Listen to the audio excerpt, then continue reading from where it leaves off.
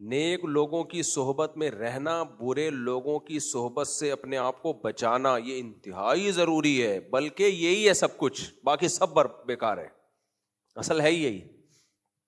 لوگ کیوں اچھے علاقے میں رہنے کی کوشش کرتے ہیں؟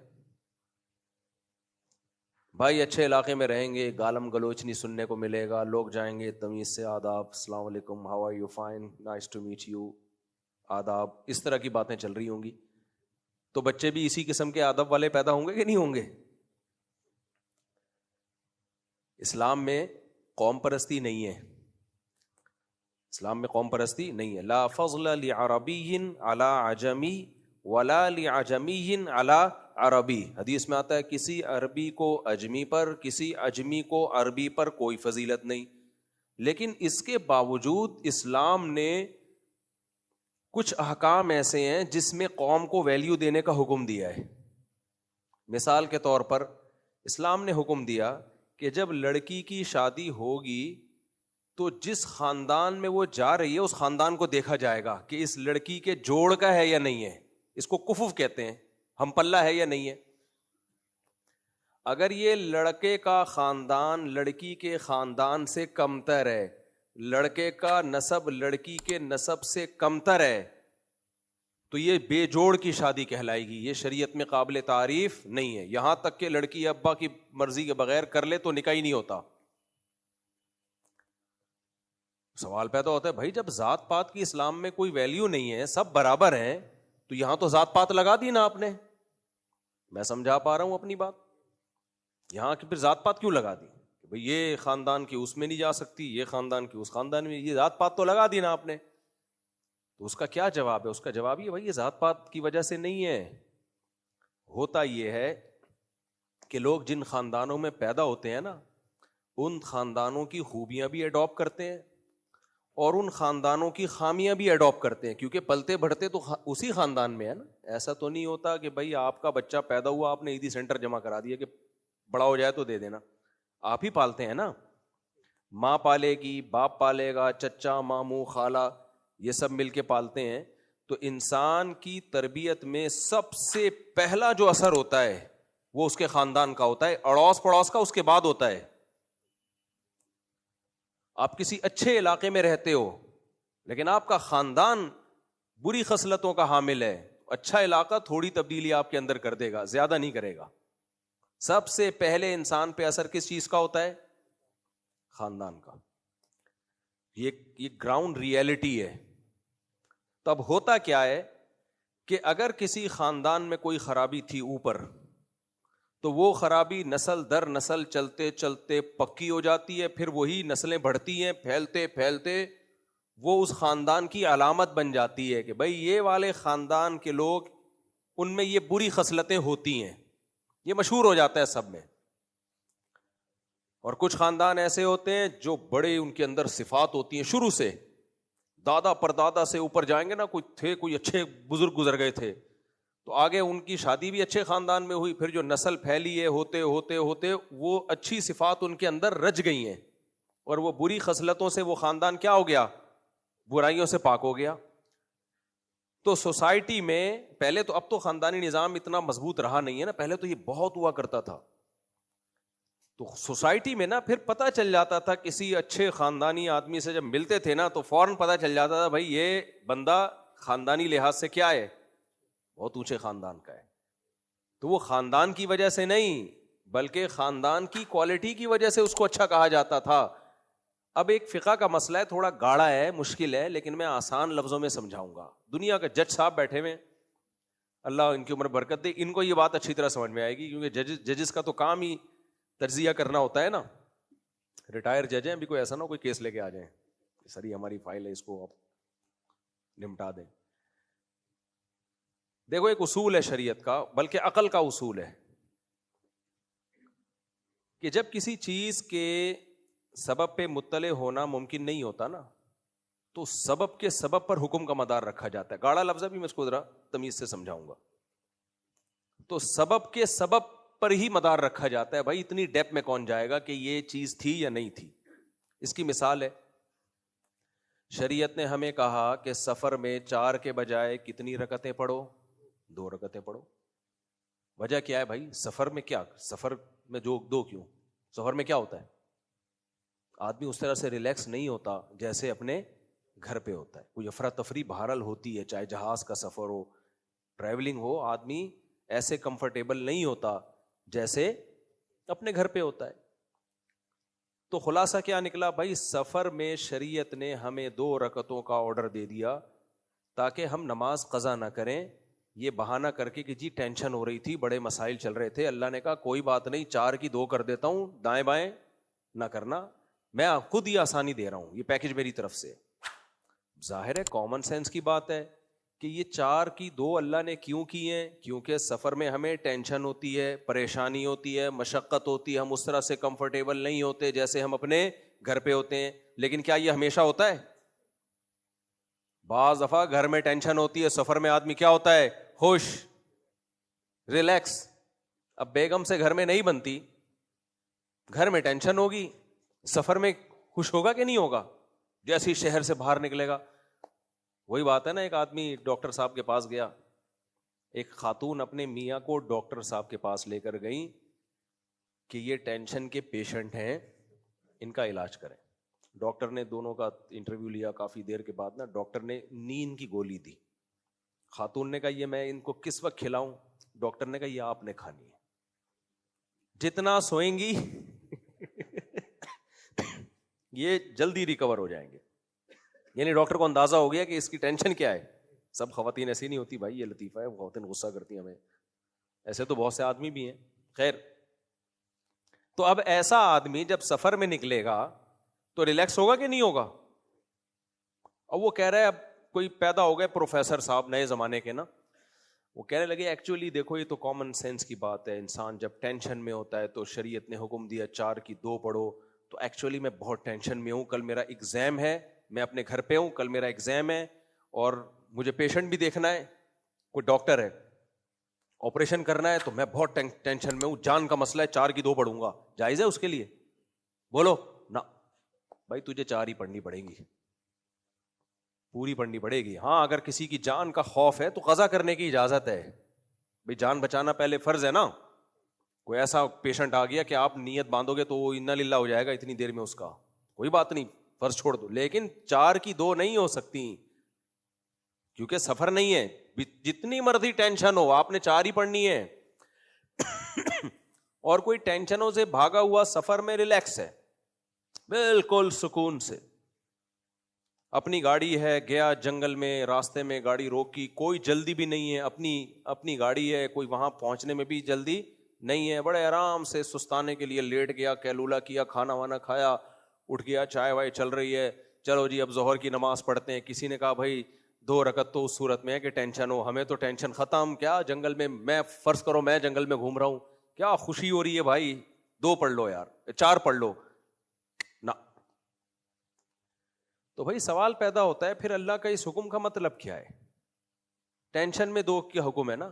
اس کا جواب یہ ہے کہ اگر 2 رکعت پڑھنے کا شریعت اس پہ ڈال دیتی کہ ٹینشن ہوگی تو 2 پڑھو، ٹینشن نہیں ہے تو 2 نہیں پڑھو، پوری 4 پڑھو، تو یہ خود ایک بہت بڑی ٹینشن بن جاتی ہے ہمارے لیے یہ حکم.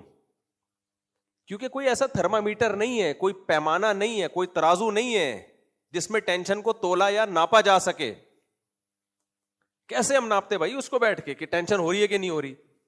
آدمی جو وہمی ہے وہ تو پاگل ہو جاتا.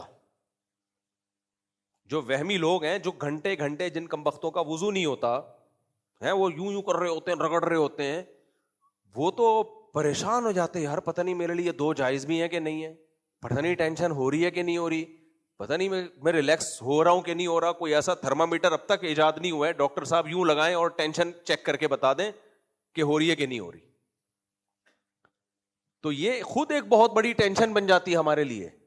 تو شریعت نے کیا کہا، اور یہ اصول چلتا ہے پوری دنیا میں، غیر مسلم بھی مانتے ہیں اس اصول کو، بہت سارے قوانین ان کے بھی اسی بیس پر مبنی ہیں کہ بھائی سبب حقیقی پر مطلع ہونا جب ممکن نہیں ہوگا تو سبب ظاہر پر حکم کا مدار ہوگا. جب حقیقی سبب نہیں ہے تو سبب کا سبب وہ ہوگا، تو بس ہم کہیں گے یہ بھی ہے. مثال کے طور پر اب شریعت نے کہا سفر عام طور پر مشقت کا ذریعہ ہے، تو لہذا جب سفر ہوگا نا تو 2 پڑھنی ہے, چاہے مشقت ہو یا نہ ہو. اب یہ تمہارے لیے ہم نے آسانی کر دی ہے کہ بھائی سفر ہی کافی ہے. لوگ کمپنی اشتہار دیتی نام ہی کافی ہے. بعض کمپنیوں کا نام اتنا مشہور ہو جاتا ہے کہ بھائی اب ان کی ہر ایک پروڈکٹ کے بارے میں ریسرچ کرنا کہ یہ ٹھیک ہے یا نہیں, ہم کہتے ہیں اس کمپنی کا نام ہی کیا ہے, کافی ہے. کوئی میرے بیان میں آ کے بیٹھتا ہو اور دوسری شادی کر لے, حالانکہ میں نے ترغیب نہیں دی, لوگ کہتے ہیں مفتی صاحب کے بیان میں بیٹھنا ہی کافی ہے, انہوں نے ہی ترغیب دی, حالانکہ میں نے دی نہیں ہوتی. یہ بھی اسی سے تعلق ہے کہ یار جب بیٹھا ہے تو ظاہر ہے, حالانکہ ہم نے نہیں سمجھایا اس کو, وہ میرے کھاتے میں ڈال دیتے ہیں لوگ. تو سبب حقیقی پر اطلاع ممکن نہیں, تو شریعت نے کیا کہا, جو سفر جو اس سبب کا سبب ہے, کہا بس سفر ہی کافی ہے, کیونکہ اس کے بغیر حکم یعنی چلانا ممکن نہیں ہے. تو یہاں بھی ایسا ہی ہے. اب ہوتا یہ ہے کہ بہت سے خاندان ایسے ہوتے ہیں کہ ان کے اندر بڑی خوبیاں ہوتی ہیں, اور بہت سے خاندان صدیوں سے چلے آ رہے ہوتے ہیں, وہ برائیاں ان کے اندر رج بس جاتی ہیں. تو شریعت یہ کہتی ہے کہ جب لڑکی کا نکاح آپ اس ایسے خاندان میں کر رہے ہو جو برائیوں میں مشہور ہے, جو برائیوں میں مشہور ہونے کی وجہ سے بدنام ہو گیا, گھٹیا سمجھا جاتا ہے سوسائٹی میں, تو اب عین ممکن ہے جس لڑکے سے شادی ہو رہی ہو اس میں یہ خرابی نہ ہو, لیکن ہمیں پہلے پتا چل سکتا ہے نہ, تو خاندان میں ہونا ہی اس کی علامت ہے کہ نکاح میں اس سے اوائڈ کیا جائے گا. ہمیں حقیقت پر مطلع ہونا ممکن نہیں ہے, بہت مشکل کام ہے. اگر داماد کے بارے میں پہلے سے پتا چلانا 100% ممکن ہوتا کہ یہ انسان کا بچہ ہے, تو پھر طلاقیں ہوتی؟ کیا خیال ہے بھائی؟ بہو کے بارے میں پہلے سے پتا چلانا کہ یہ خاندانی ہے 100%, غالب گمان کے درجے میں تو ہوتا ہے لیکن یقین نہیں ہوتا. تو اگر یہ پہلے 100% یہ پتا چلانا ممکن ہوتا تو کیا طلاقیں ہوتی؟ پھر نہیں ہوتی. ظاہر ہے پہلے سے کچھ پتا نہیں ہوتا, خاندان دیکھا جاتا ہے.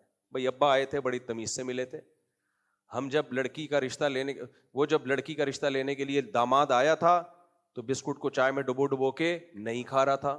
یہ بھی اس کی ایک علامت ہے کہ اس میں کچھ تمیز اور آداب ہیں. چائے میں چمچے چینی کے بھر کے نہیں ڈال رہا تھا. شوگر تھی اس کو, خاندانی ہونے کی علامت ہے. بڑے لوگوں کو کیا ہوتی ہے؟ شوگر ہوتی ہے. یہ تو غریب ہوتے ہیں, 6 چمچے چائے میں ڈال کے سڑپے مار رہے ہوتے ہیں, ایسے سڑپوں کی آواز بھی آ رہی ہوتی ہے. تو ظاہری علامات ہی پر حکم کا مدار ہوتا ہے نا. نہا دھو کے آیا ہوا ہوتا ہے, تمیز سے بیٹھا ہوا ہوتا ہے, پہلے دن آیا ناڑا لٹک رہا ہے, اس کا امکان ہے کہ بھائی غلطی سے ہو گیا ہو, بڑا خاندانی ہو, بعض دفعہ ہو جاتا ہے, لیکن آپ اس غلطی اور مسٹیک کو کبھی معاف بولیں گے یار جو رشتہ لینے آیا اس کو ناڑا باندھنے کی تمیز نہیں ہے, پینٹ پھٹی ہوئی ہے اس کی اسی دن.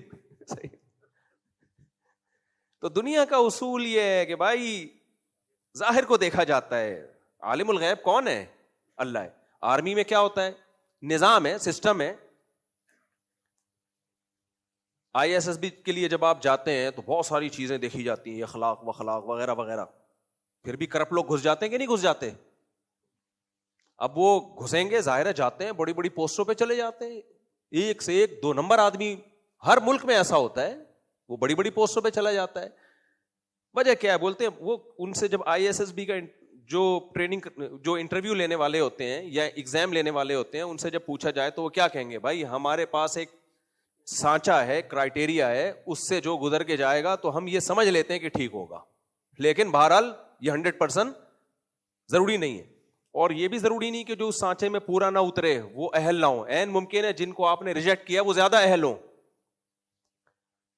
پوری دنیا کا اصول ہے کہ بھائی یقینی اطلاع نہیں ہوتی. ہم سب کس پہ چل رہے ہوتے ہیں؟ کچھ چیزوں میں تو یقین ہوتا ہے, 99% چیزوں میں ہمیں کسی چیز کا یقین نہیں ہوتا, ظاہر پہ چل رہے ہوتے ہیں. علماء نے مسئلہ بیان کیا ہے کہ کسی پیر و مرشد سے بیعت ہونا, تو اس کے بارے میں کیا کہا ہے کہ اس کو جانچو کہ یہ اس قابل ہے کہ اس سے بیعت ہوا جائے. تو بیعت ہونے سے پہلے دیکھو اس کے بیانات میں کیا ہے, فائدہ ہو رہا ہے, اس کا عمل کیسا ہے, وغیرہ وغیرہ وغیرہ. اس کے بعد بیعت ہو جاؤ, اس امکان کے ساتھ کہ یہ میرا گمان ہے, یہ کوئی پیغمبر نہیں ہے. پیر پرستی میں غلو ہوتا ہے نا, بیعت ہو جاتے ہیں, پھر پیر نے دن کو رات کہہ دیا, رات ہے جی، رات کو دن کہہ دیا، دن ہے بھائی کیوں کہہ رہی ہے؟ جب دن ہو رہا ہے تو آپ حضرت آپ کو یہ خلائی مخلوق ہو ہیں؟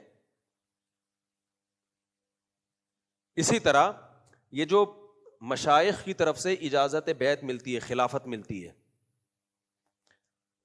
خلافت ملتی ہے کہ بھائی میرا گدی نشیں ہے، یہ اس قابل ہے کہ یہ بھی نیک ہے اور لوگوں کو نیک بنا سکتا ہے.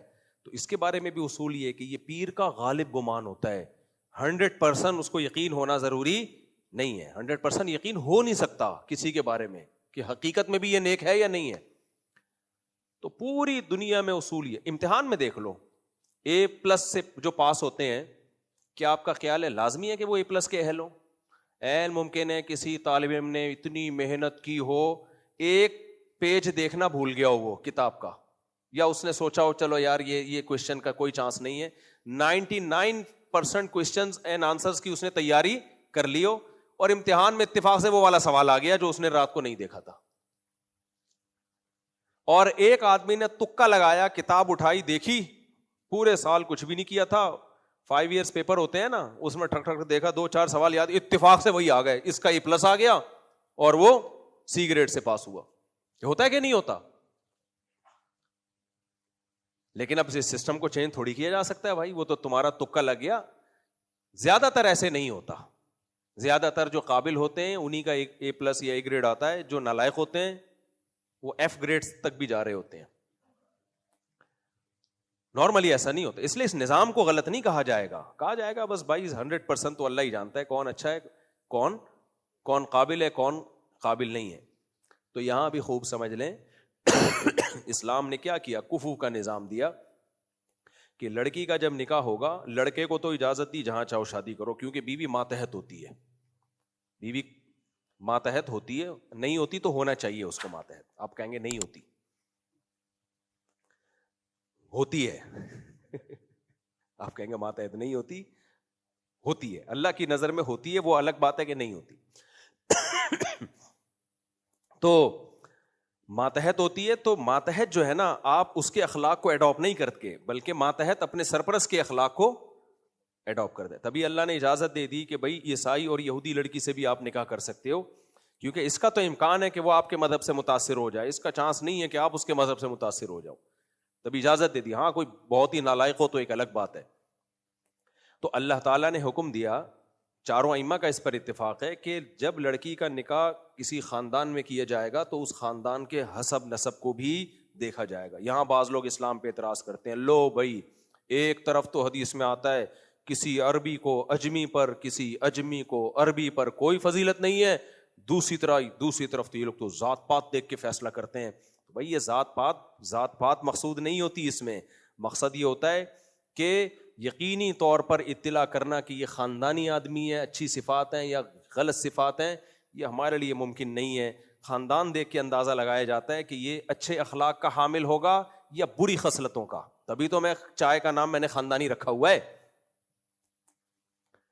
چائے میں بھی کیا ہوتی ہے، جن کے خاندانوں میں چائے پی جاتی ہے خاندانی چائے بھی وہیں بنتی ہے. جن کمبختوں کو چائے کا نہیں پتا وہ چائے کے نام پہ مذاق پیش کر دیتے ہیں. اس کی بڑی ویلیو ہے اسلام میں. تبھی نبی صلی اللہ علیہ وسلم نے فرمایا کہ اللہ تعالیٰ نے، حدیث کا مفہوم پیش کر رہا ہوں اپنے الفاظ میں، دیکھو نبی صلی اللہ علیہ وسلم پوری دنیا میں کہیں بھی آ سکتے تھے نا، کسی کو بھی اللہ سلیکٹ کر لیتا، نا ایسا نہیں ہوا ہے کہ بس اللہ نے کہا کہ چلو بھائی میں ایسے فرشتوں کو بھیجتا ہوں، ایک فرشتہ جدھر آ کے رک گیا تو ان کو نبوت دے دوں گا. نا نبی صلی اللہ علیہ وسلم کی حدیث کا مفہوم، اللہ نے اولاد آدم میں جو سب سے اعلیٰ خاندان تھا نا، ابراہیم، ان کو منتخب کیا ہے.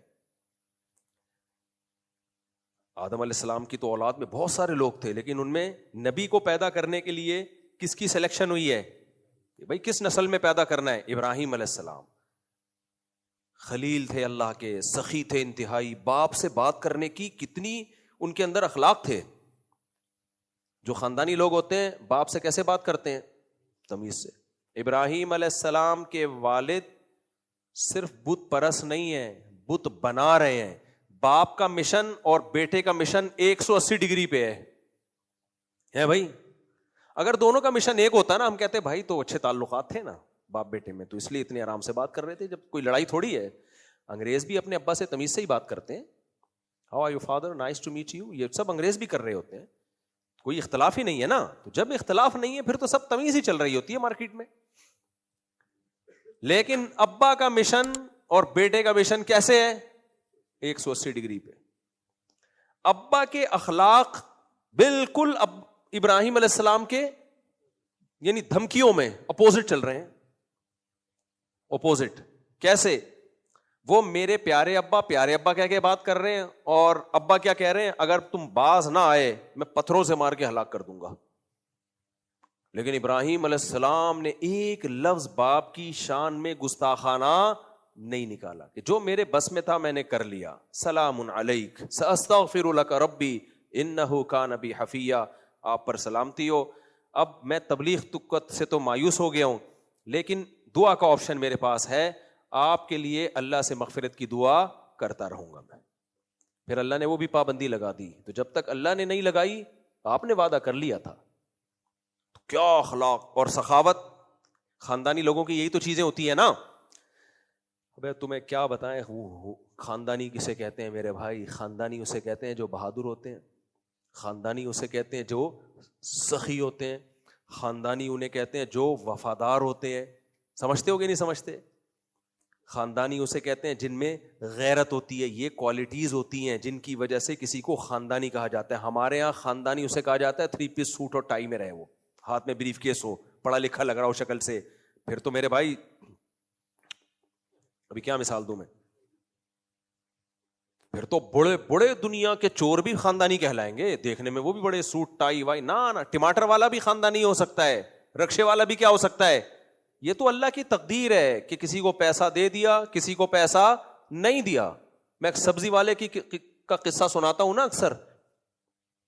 پٹھان تھا, سیدھا سادہ, کپڑے بھی بیچارے ظاہر ہے غریب ہے, وہ نہیں کپڑے چینج کر سکتا بار بار. بہت پرانا قصہ ہے, یہیں ریڑھی لگایا کرتا تھا. میں اس کے پاس گیا کوئی ٹماٹر شماٹر لینے کے, پھر اسے دوستی ہو گئی. جمعے کے دن میں جا کے بیٹھا کرتا تھا اس کے پاس. چھٹی ہوتی ہے نا جمعے کو, تو چائے شائے پی کے ہم تھوڑا لوفری کے لیے نکلتے تھے. ہماری لوفری یہی ہے بھائی, ادھر چلے گئے ادھر انڈا موڑ پہ بیٹھ گئے, اس سے زیادہ کیا لوفری کریں گے, کیونکہ اس پہ کلپ آ جائے گا. اچھا مفتی صاحب تو بڑے لوفر تھے. یہی لوفری تھی ہماری مولویوں کی, اس کے علاوہ بیچاروں کی کوئی لوفری ہوتی نہیں ہے. تو ہم چائے شائے پی کے 10-11 بجے ذرا, وہ سبزی والا تو اس سے میری گپ شپ ہو گئی, بیٹھ جاتا تھا میں. مجھے اس سے اچھا لگتا تھا وہ گپ شپ میں نا. ایک دن کیا ہوا, کوئی خاتون آئیں اور کہنے لگیں تم نے جھوٹ بولا ہے, اور پتہ نہیں کچھ اس نے وہ ٹماٹر تم نے یہ دیے فلانے دیے, جھوٹ بولا ہے. وہ کہہ رہے غلطی ہو گئی مجھ سے, میں جھوٹ نہیں بولتا, میں جھوٹ نہیں بولتا. اچھا وہ پرانی کسٹمر تھی, نہیں تم نے میرے ساتھ چوری کی ہے, ڈنڈی ماری ہے, جھوٹ بولا, اس طرح کے. وہ بار بار کہہ رہے بھائی میں چور نہیں ہوں, نہ میں چوری کرتا ہوں, غلطی سے آگے پیچھے ایک آدھ ٹماٹر اوپر نیچے ہو گیا ہوگا. 2-4 دفعہ جب اس خاتون نے کہا نا, اس نے سبزی واپس لی, پیسے دیے, بولا آج کے بعد آپ سے ختم. حالانکہ پرانے کسٹمر کو کوئی اس طرح سے ریجیکٹ نہیں کرتا. وہ کہنے لگا میں چور نہیں ہوں, نہ میں جھوٹ بولتا ہوں, یہ الزام میرے اوپر ہلکا الزام نہیں ہے. دیکھو کہنے کو تو یہ بد اخلاقی ہے, کہنے کو یہ کیا ہے, بد اخلاقی. لوگ کہیں گے بے وقوف پرانے کسٹمر کو کاٹ رہا ہے. غیرت بھی تو کوئی چیز ہوتی ہے نا. جو چور ہوتا ہے نا اس کو آپ جتنا مرضی چور بولو تھینک یو کہہ کے نکل جائے گا. اس کو بولو بے غیرت, اس پہ کوئی اثر نہیں ہوگا, چونکہ واقعی وہ چور نہیں تھا اور 2 نمبر بھی نہیں. اس کا کہنا یہ تھا اما یہ کہہ دو بھائی غلطی سے, اور پھر بار بار وہ خاتون اس بات کو ریپیٹ کر رہی تھی. مجھے لگا بندہ کیا ہے, بولو خاندانی. غیرت کا, عزت کا سودا. دیکھو اسلام میں سب سے پہلے جس چیز کی حفاظت فرض ہے نا وہ عزت ہے. پھر اس کے بعد سب سے پہلے جان, پھر اس کے بعد عزت. جان اس لیے کہہ دیا کہ بعض دفعہ 6 آدمی لڑنے کے لیے آئے ہوئے ہوتے ہیں, عزت اس میں ہوتی ہے کہ اکیلے ان سے لڑو. عزت تو اس میں بہت ہو جائے گی لیکن جان جائے گی. 4-6 آدمی آ گئے نا ایک آدمی سے, وہ ایک آدمی تھا, اس نے کہا میں بہت غیرت والا آدمی ہوں, میرے کسی علاقے میں جا رہا تھا, 6 آدمی آئے مجھ سے لڑنے کے لیے. کہہ رہے پھر کیا ہوا؟ کہہ رہے میں نے ان 6 سے بولا کہ بیٹا تم لوگ تو ڈنڈے کے ساتھ ہو, خالی ہاتھ آؤ نا. کہہ رہے خالی ہاتھ آئے, طبیعت سے کوٹا انہوں نے مجھے نا. کہہ رہا مجھے بے عزتی محسوس ہوئی کہ ان 6 سے میں نے مار کھا لی. تو کہتے ہیں میں نے ان سے بولا کہ تمہارا علاقہ ہے نا, کبھی میرے علاقے میں آؤ. کہہ رہے انہوں نے میرے علاقے آ کے مارا مجھے. تو اب کیا ہے کہ نبی صلی اللہ علیہ وسلم جب دنیا میں آئے, عرب بیٹیوں سے اتنی نفرت کرتے تھے کہ کتنے تاریخی واقعات ہیں, کتنی احادیث میں یہ مضمون ہے کہ فلاں کی بیٹی پیدا ہوئی اس نے زندہ دفن کر دیا, فلاں کی بیٹی پیدا ہوئی اس نے زندہ دفن کر دیا, کچھ نے زندہ دفن ہونے سے بچایا بھی, کچھ نے دفن کر دیا. تو ایسی قوم کو زیادہ زیادہ آپ اس پہ لا سکتے ہو کہ زندہ دفن نہ کرو, کیا اس کے دل میں بیٹی کی محبت ڈال سکتے ہو؟ زیادہ زیادہ یہ ہو جائے گا نا, بہت آپ نے تقریریں کر لی, حرام ہے, گناہ ہے, آگ میں جاؤ گے, یہ ہوگا وہ ہوگا. زیادہ زیادہ یہ ہوگا کہ چلو یار اس پہ رحم کھاتے ہیں, اس کو زندہ دفن نہیں کرتے. لیکن جو پروٹوکول بیٹے کو ملتا ہے وہ بیٹی کو ملے گا اس سوسائٹی میں. اس کی مثال ہے جیسے لوگ بیوہ عورت سے شادی کر لیتے ہیں, کیونکہ ہماری سوسائٹی میں کلچر میں نہیں ہے, تو اس کو وہ عزت پھر دیتے نہیں ہے جو کسی کنواری کو ملتی ہے. جبکہ صحابہ میں ایسا نہیں تھا. حضرت خدیجہ رضی اللہ تعالی عنہا 2 دفعہ بیوہ ہوئی تھی, نبی نے ان سے نکاح کیا. بہت ساری بیوہ عورتیں صحابہ نے نکاح کیا, تو کوئی فرق نہیں ہوتا تھا بیوہ میں اور کنواری میں, کوئی فرق نہیں. وجہ اس کی کیا تھی بھائی؟ وہ احسان ہی نہیں سمجھا جاتا تھا بیوہ عورت سے نکاح کرنے کو. حضرت خدیجہ رضی اللہ تعالی عنہا کے تو بہت سارے رشتے تھے نا, انہوں نے تو بڑے بڑے سرداروں کے رشتے آئے تھے, تو انہوں نے خود نبی صلی اللہ علیہ وسلم کے رشتے کو ترجیح دی تھی. ورنہ سیدہ خدیجہ کے پاس رشتوں کی کمی نہیں تھی, کیونکہ اس زمانے میں جب 2 3 بیویاں رکھی ہوتی تھی تو بیوہ بھی کسی کو مل جائے بڑی بات تھی. یہ تو ہماری سوسائٹی میں ہو گیا, بیوہ سے شادی کر کے آدمی کہتا ہے بہت بڑا میں نے اس پر احسان کر کے بیچاری کا گھر بسایا ہے, تو یہ ہماری سوسائٹی میں سمجھا جاتا ہے. تو اب ہم بیوہ عورتوں کے فضائل سنائیں, شادی کرو شادی کرو, تو لوگ کر بھی لیتے ہیں لیکن اس کو وہ ویلیو نہیں دیتے. وہ سمجھتے ہیں میں نے ترس کھا لیا. یتیموں والا سلوک ہوتا ہے اس کے ساتھ, کہ جیسے کسی یتیم بچے کو لے کے پال لیا ہو آپ نے, یا کسی یتیم خاتون کو لے کے آپ نے اس سے شادی کر لی, یہ حالت ہوتی ہے. تو عرب میں بیٹی کو معیوب, اتنا معیوب کہ اس کو زندہ ہی نہیں چھوڑو بھائی, زندہ ہی نہیں چھوڑو.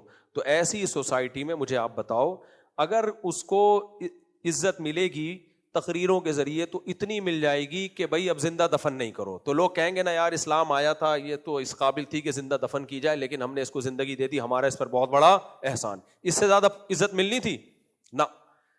یہی وجہ ہے کہ نبی نے اپنا عمل کر کے دکھایا کہ بیٹی کو کیسے عزت دی جاتی ہے, اور صحابہ نے اپنی آنکھوں سے وہ عمل ایک بار نہیں بار بار دیکھا, پھر عورت کو عزت ملی ہے اس سوسائٹی میں. وہ کیا عمل تھا؟ سیدنا حسن اور حسین کو رضی اللہ عنہما کو نبی نے اپنی پشت مبارک پہ بٹھایا, خطبے کے دوران گود میں اٹھایا, لیکن اپنی بیٹی کو کندھے پہ بٹھا کے نماز پڑھائی ہے. سمجھ رہے ہیں کہ نہیں؟ اور کمال کی بات ہے جب رکوع میں جاتے تو بچی کو اتار دیتے کندھے سے, اور جب سردے سے کھڑے ہوتے دوبارہ بٹھا لیتے. اتنا پروٹوکول امام مسجد سرور کونین بیٹی کو بھی نہیں بلکہ بیٹی کو دے رہے ہیں. تو صحابہ نے دیکھا ہوگا نا یہ منظر کہ بھئی ایسے بچیوں کے ساتھ یہ بیہیویئر ہونا چاہیے. سیدہ فاطمہ کے بارے میں کہا بضعۃ منی, میرے جگر کا ٹکڑا ہے. کس قدر پروٹوکول دیا. تو اس سے عرب میں تبدیلی آئی ہے جنہوں نے اپنی آنکھوں سے یہ دیکھا. تو جس خاندان میں بچیوں کو عزت دی جاتی ہے اس خاندان میں آپ پیدا ہو گئے تو آٹومیٹیکلی آپ عزت دو گے. نہیں پیدا ہوئے, کسی کا باپ بھی آپ کو عزت نہیں سکھا سکتا. بہت مشکل ہے. پھر کسی بزرگ کی صحبت اٹھاؤ گے, دیکھو گے اس بزرگ کو, یہ کیسے, ان کے گھر کا ماحول کیا ہے, یہ کیسے رہتے ہیں, تب جا کے کچھ چیزیں آئیں گی. خلاصہ یہ نکلا میرے بھائی, با اخلاق لوگوں کے ساتھ جب تک وقت نہیں گزرتا, ٹائم نہیں گزرتا, انسان میں اخلاق ٹرانسفر نہیں ہوتے. کبھی یہ چیزیں ماں باپ سے آتی ہیں, جب ماں باپ سے نہیں آئے تو پھر اہل اللہ بزرگوں سے آتی ہیں, بشرطے کہ وہ بزرگ ہوں.